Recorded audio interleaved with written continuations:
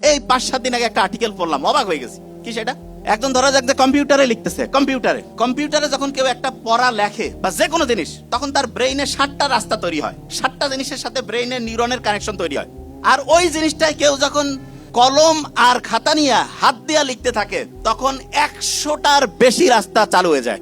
তার মানে আমি যখন একটা জিনিস কম্পিউটারে লিখছি, তখন 7টা রাস্তা, 7টা কানেকশন ব্রেইনের একটা নিউরনের সাথে অন্যদের হয়। আর ওইটা যখন আমি লিখে ফেললাম, তখন 100টার বেশি রাস্তা চালু হয়ে যায়। যে কোনো শিক্ষার্থী যদি জীবনে সফল হইতে চায়, তার 1 নাম্বার কাজ যেটা, সেটা কি 7টা কানেকশন হইলে ভালো হবে না 100টা কানেকশন?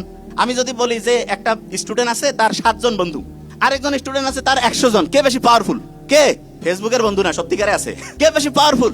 100। আমার বন্ধু ওই যে প্রক্টর যে রয়েছে ফেরদৌস, সে বলতেছিল যে ডিপার্টমেন্ট 22টার মধ্যে 17টা হচ্ছে মেয়েরা হচ্ছে যে ফার্স্ট হয়েছে। আমি যখন পুরস্কার নিচ্ছিল, আমি মনে করলাম যে এটা বোধহয় ফিমেল ইউনিভার্সিটি নাকি, মানে সব মেয়েরা নিচ্ছে। তা বললো যে না, ডিপার্টমেন্টের মধ্যে 22টার মধ্যে 17টা হচ্ছে মেয়েরা হচ্ছে চ্যাম্পিয়ন হয়েছে। মেয়েরা যে চ্যাম্পিয়ন হয়েছে, ওদের বুদ্ধি কি খুব বেশি এরকম? এই কারণে ছেলেরা এখন বেশিরভাগ জনে, আজ থেকে 15-20 বছর আগে বইয়ের মধ্যে লেখা ছিল যে মেয়েদেরকে কোঠা দিতে হবে। বিশ্বাস করো, যেভাবে দিন আগাচ্ছে ছেলেদেরকে কিছুদিন পর লিখতে হবে আমাদের কোঠা চাই।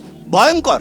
এবং আমি তো দেখছি মেয়েরা যতটা উৎসুক শ্রোতা হয়, যতটা অ্যাটেনশন দিয়ে শুনতে থাকে, ছেলেদের অ্যাটেনশন দেওয়ার ক্যাপাসিটি বেশিরভাগ জনেরই ধ্বংস, শেষ। আচ্ছা, অ্যাটেনশন মানেটা ইংরেজি প্রথম কি বর্ণ দিয়া, তারপরের বর্ণটা কি?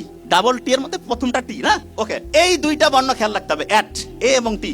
মেয়েদের ক্ষেত্রে বেশিরভাগের মাথায় এখন আলফা ফ্রিকোয়েন্সি তৈরি হয়। আলফা মানেটা কি? মেয়েরা শান্ত শিষ্ট ধৈর্যশীল, ছেলেরা হচ্ছে, হ্যাঁ, দুনিয়ার আন্দোলন সফল করার জন্য আবু সাইদের মতো অসাধারণত্ব দরকার আছে, ওইটা ঠিক আছে। এবং ছেলেরা অসাধারণত্ব দেখিয়ে একটা জাতিকে মুক্ত করছে, ওকে ফাইন। কিন্তু পড়াশোনার ক্ষেত্রে ফাইটিং করলে কিন্তু হবে না। পড়াশোনার ক্ষেত্রে স্থিতিশীল ব্রেইন লাগবে, মানে ব্রেইনটাকে ঠান্ডা রাখতে হবে। ব্রেইনটাকে ঠান্ডা রাখার জন্য 1 নাম্বার জিনিস যেটা দরকার আছে, নাম্বার 1, সেটা হচ্ছে ব্রেইনটাকে হচ্ছে ঘুমাইতে দিতে হবে। যে ভাই ব্রেন কি ঘুমায়? না, ব্রেন আসলে ঘুমায় না। যখন আমরা ঘুমাই তখনও ব্রেন জেগে থাকে। তবে একটা ইন্টারেস্টিং ঘটনা ঘটে, যখন আমরা ঘুমাই তখন ব্রেন পরিষ্কার হয়। যে ভাই এটা কি বলেন? হ্যাঁ।